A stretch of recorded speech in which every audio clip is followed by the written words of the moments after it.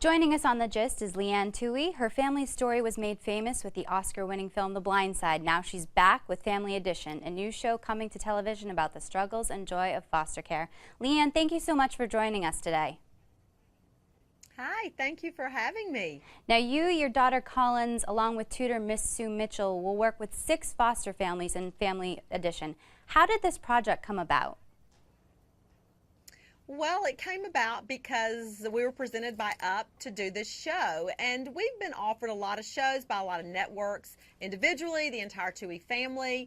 That's really not who we are. I mean, we're not looking to go out and have fame, be some, TV personalities. So we've said no, no, no, no, no. But when UP came to us and we realized that this really meshed with our platform, our message, it was just a perpetuation of the foster care adoption that we just are so advocates about being, look, every kid needs a forever family. We think that there are no unwanted kids. There's just unfound families. And we looked it up and we said, wow, this is inspiring, uplifting family entertainment. We like this. It just kind of all seemed to work together. Like everything in our lives, it's very God-driven.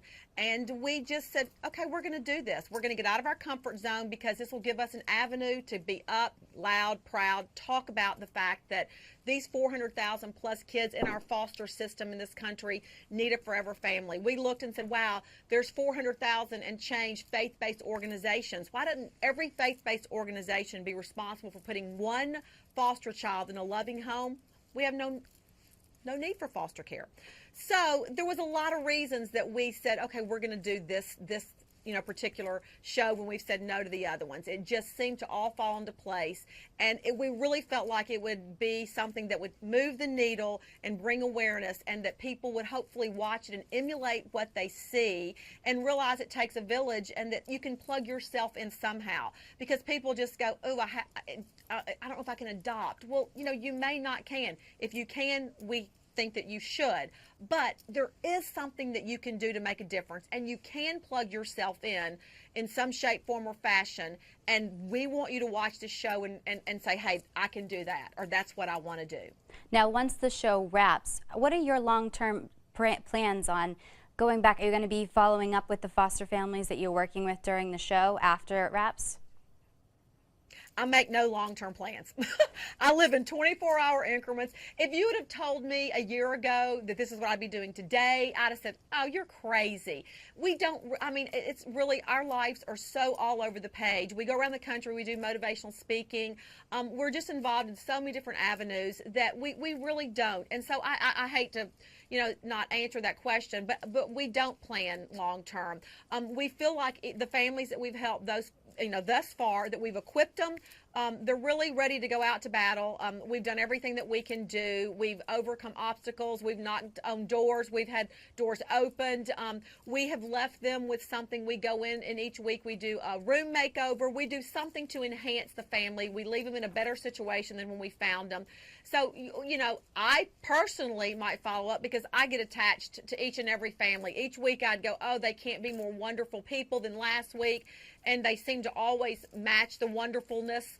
And it's been nothing but a positive experience. It kind of restored my faith in mankind to know that, there are good people out there. There are good people in this country making a difference. And we don't see that enough. We just see all the bad stuff and we hear the bad things about people. Well, you know what?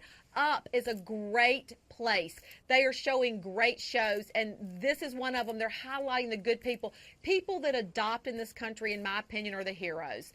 And they're the ones that are opening their hearts and their homes to these kids. And thank the Lord for them, because I don't know where some of these kids would be if Sherdon and Jeffrey Jackson in California had not have opened their home up to 7 kids that were in the foster care system. Where were those children? Where would they be?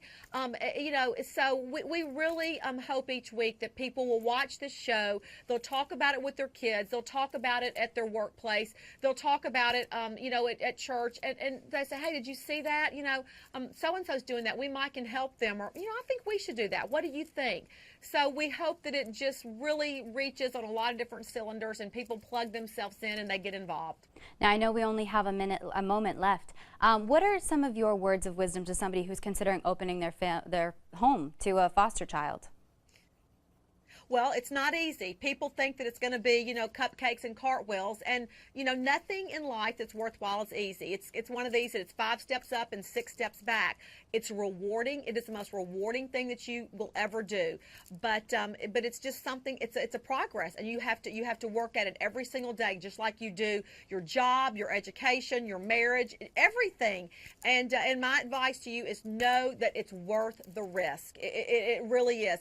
Take the risk, go for it, because it will change your life for the better. Trust me. Well, thank you so much, Leigh Anne, for joining us on the Gist Family Edition. We will make sure to watch that. Thank you so much. Thank you, and tune in on Friday nights and let us hear about it, guys.